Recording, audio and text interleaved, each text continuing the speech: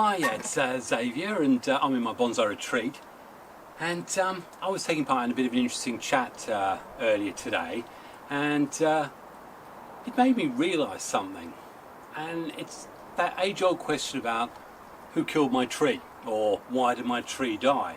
And sometimes we can look to things like the weather, and certainly there's been a lot of people who've suggested that the harsh summer of 2022, when we've got a couple of days in the 40s, and then combined with the extended winter we had of 23, that some of our trees just weren't up to it and paid the price.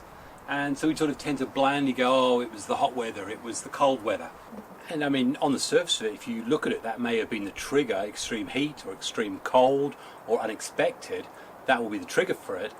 But truthfully, you will know, I've got a lot of trees. In fact, I've got too many trees. I know that. I just can't get rid of them. But there is a price that comes with that. And someone pointed out quite rightfully that if your tree is in decent soil, good draining mix, it's got fertilizer, if it's already healthy, then there is no real reason why it should just die. So to say it died because of the summer would be incorrect. In my case, and I think I said it in my videos last year when I was talking about, the sun killed my Chinese elm. I said in there, what happened is I didn't expect a couple of days of 40, I missed a watering, or I didn't water enough, and the end result is the roots not being able to get to a tap by themselves. Oh, the sun's about to kill me, I think. Yeah, so in those conditions where we've had these freaks, and for England, freaks of a couple of 40s probably is quite extreme, but we had warning. But I didn't prepare, and in the instance I talked about losing up to 30% of my Chinese elms. We've got this one here, which I'm in the middle of restyling. I lost basically the whole top, probably half the tree. I've got this one here, basically died over this part of the year, but I know wasn't producing new growth last year. And that was a sign for me that it was already a problem with it. Two trees, treated exactly the same, got the same watering regime. One of them had actually been repotted, this one, a year earlier. Very good free draining soil.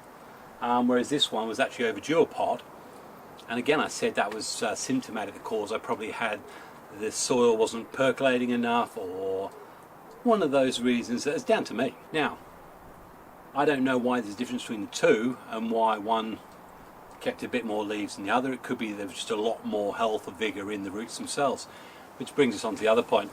We may already have a tree that symptomatically got a problem. Either the roots are already struggling or in trouble. There may be some pathogen, there may be something going on in the soil that we are not aware of.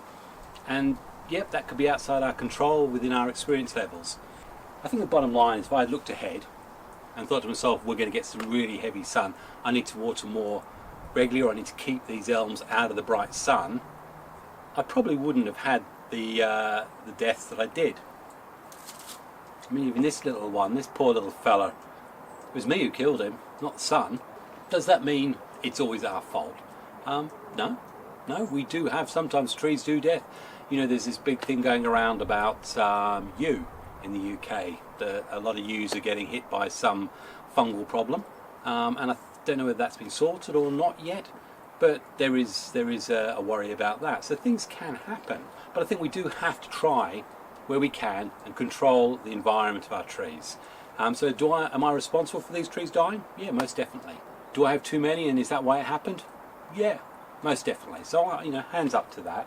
What other things should we think about? Should think about having a cup of coffee first. Now, there are also other things that are in our control that we sometimes forget.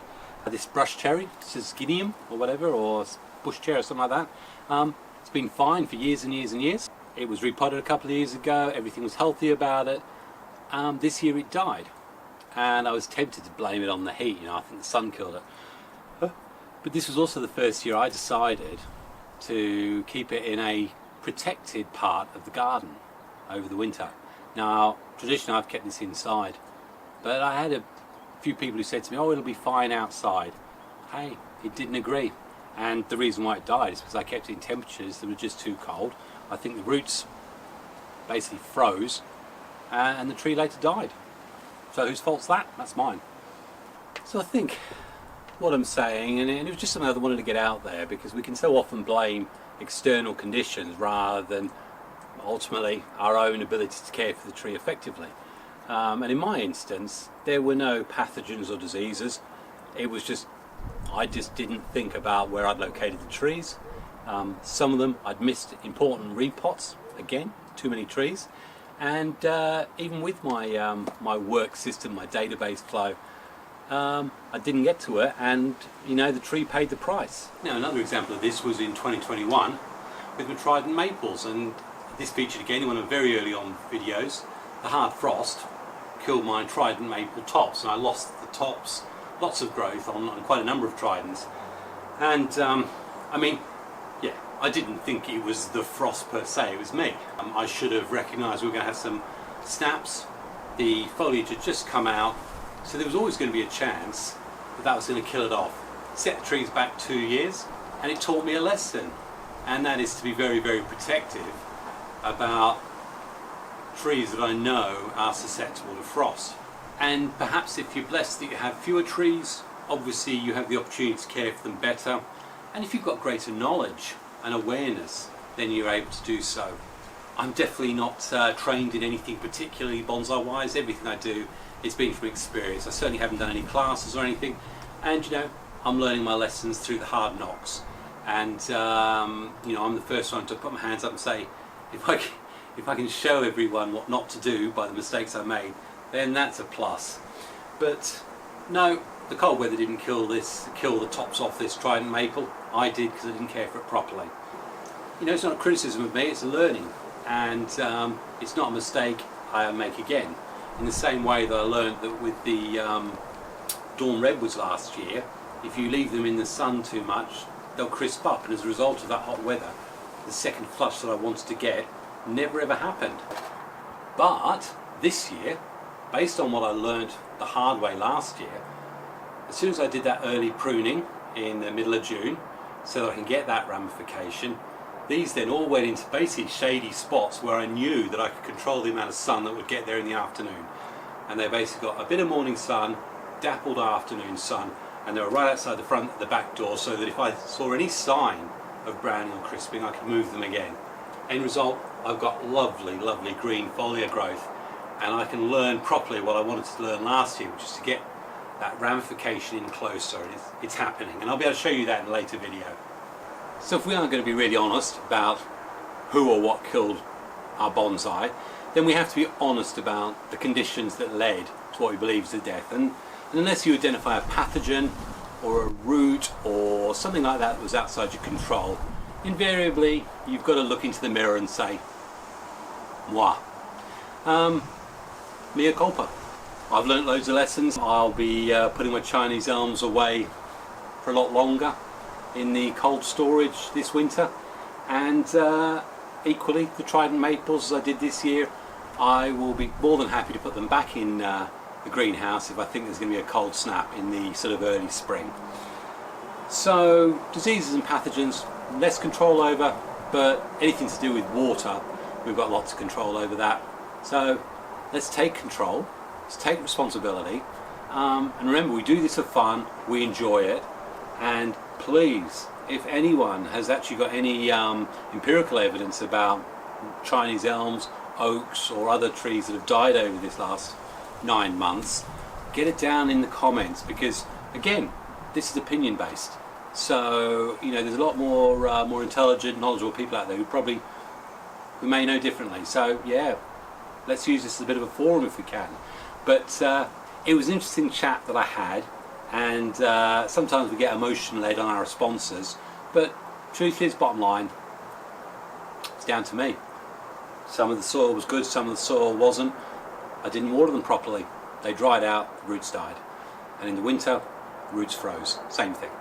So having laid myself out on the slab, ready for people to kick me roughly to the head, I'll say thanks very much for taking the time to listen. If you get anything out of this at all, check the weather. Already be aware if your tree hasn't been repotted. Know what its vulnerabilities are before the unexpected happens. Because The unexpected shouldn't be a problem unless it's, as I say, a pathogen or something like that. If it's the heat, you know it's coming, and as soon as you know it's going to be 40 degrees, if you know you didn't repot that tree and it needed one, then look after it, nurture it, as you should nurture me, because I'm getting old and I've got a sore toe. For those of you who know, I've been struggling and suffering with an ingrown toenail, still suffering and struggling, and causing me all sorts of issues, but do my best to try and get some more videos out, but there may actually be a slowdown because of the way this is affecting me. So, from Xavier, with his coffee, in his Bonsai Retreat, holding his hands up and saying, I killed my trees, wish you all the best, God bless, cheers.